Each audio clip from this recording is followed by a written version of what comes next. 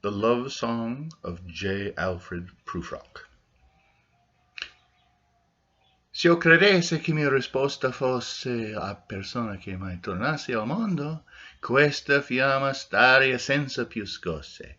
Ma perciò che giammai da questo fondo non torno io alcun, s'io rivero, senza tema d'infamia ti rispondo. Let us go, then, you and I, when the evening is spread out against the sky like a patient etherized upon a table.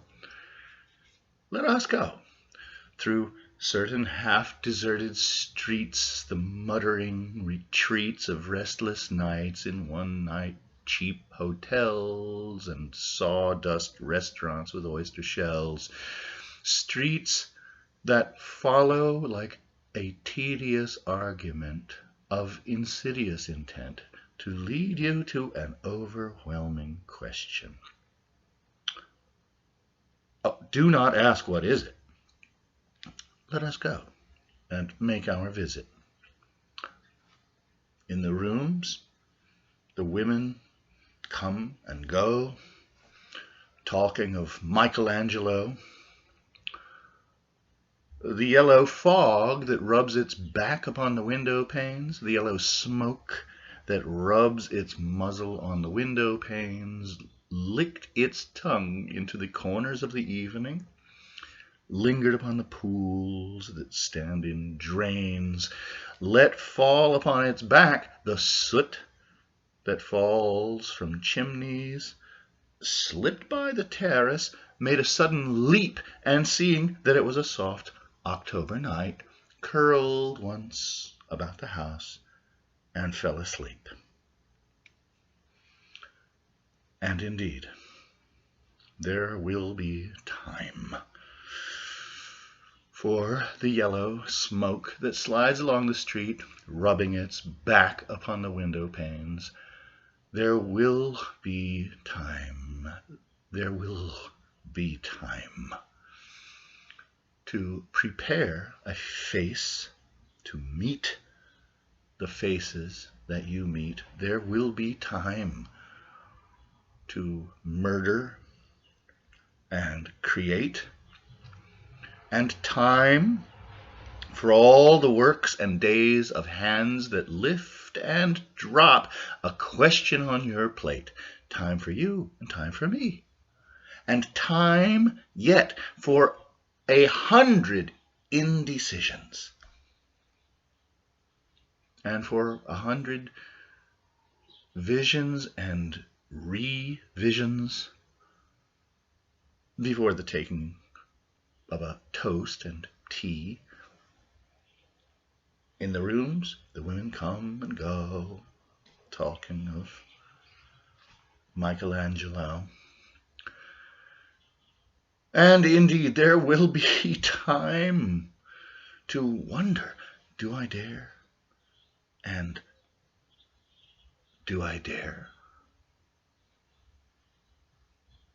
Time to turn back and descend the stair with a bald spot in the middle of my hair. They'll say, how his hair is growing thin.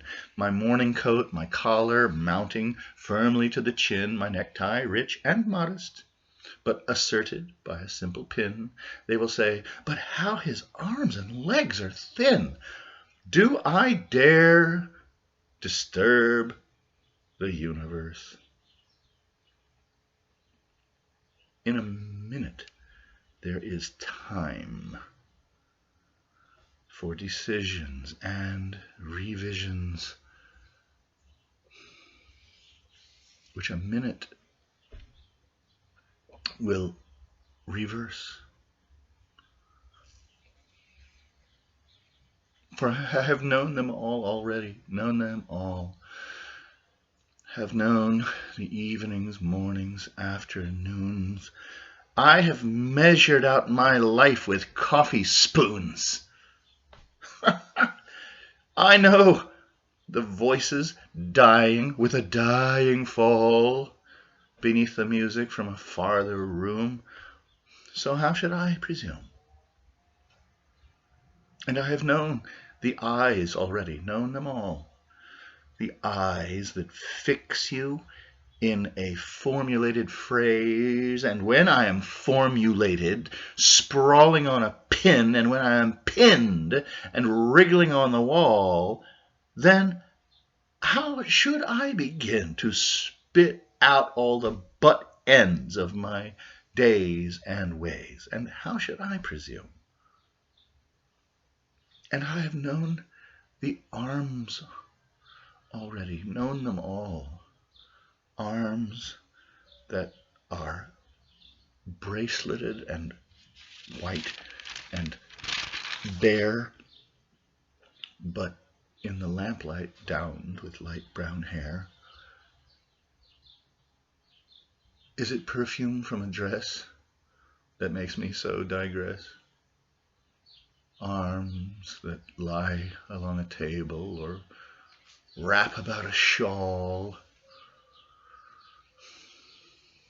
And should I then presume? And how should I begin? Shall I say, I have gone at dusk through narrow streets and watched the smoke that rises from the pipes of lonely men in shirt sleeves leaning out of windows?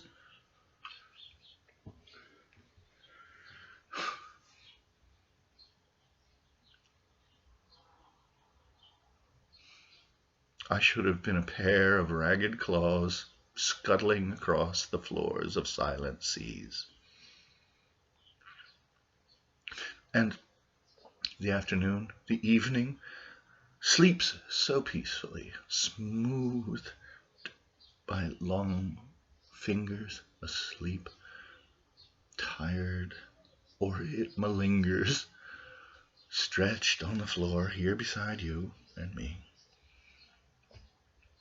Should I, after tea and cakes and ices, have the strength to force the moment to its crisis? But though I have wept and fasted, wept and prayed, though I have seen my head grown slightly bald, brought in upon a platter, I am no prophet. And here's no great matter. I have seen the moment of my greatness flicker, and I have seen the eternal footman hold my coat and snicker, and in short,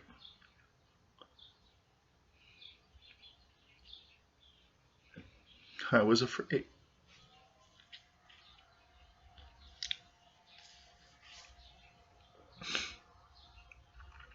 And would it have been worth it, after all, after the cups, the marmalade, the tea, among the porcelain, among some talk of you and me, would it have been worthwhile to have bitten off the matter with a smile, to have squeezed the universe into a ball, to roll it towards some overwhelming question, to say, I am Lazarus, come from the dead, come back to tell you all, I shall tell you all. If one, settling a pillow by her head, should say, that is not what I meant at all. That is not it at all. And would it have been worth it, after all? Would it have been worthwhile, after the sunsets and the dooryards and the sprinkled streets, after the novels, after the teacups, after the skirts that trail along the floor, and this, and so much more? It is impossible to say just what I mean.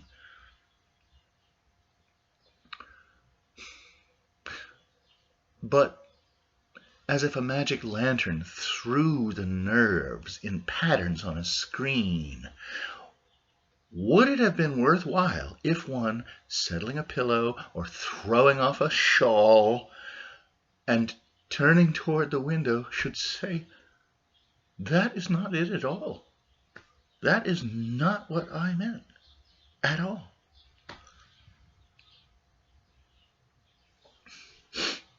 No, I am not Prince Hamlet, nor was meant to be. I'm an attendant lord, one that will do to swell a progress, start a scene or two, advise the prince. No doubt an easy tool, deferential, glad to be of use, politic, cautious, and meticulous, full of high sentence, but a bit obtuse, at times, indeed, almost ridiculous. Almost, at times, the fool.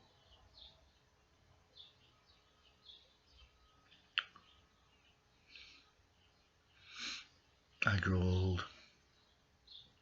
I grow old.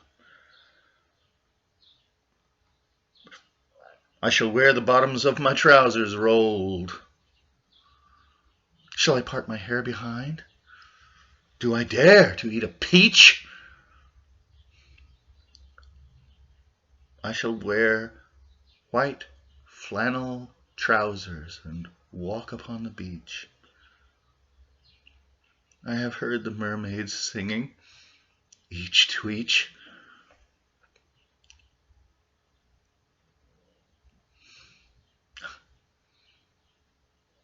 I do not think that they will sing to me.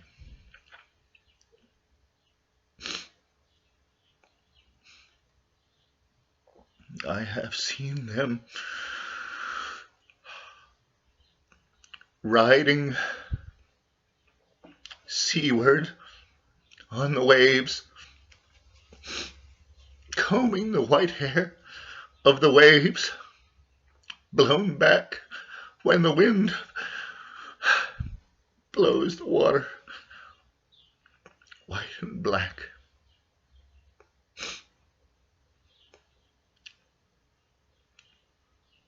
We have lingered in the chambers of the sea, by sea girls wreathed with seaweed, red and brown, till human voices wake us, and we drown.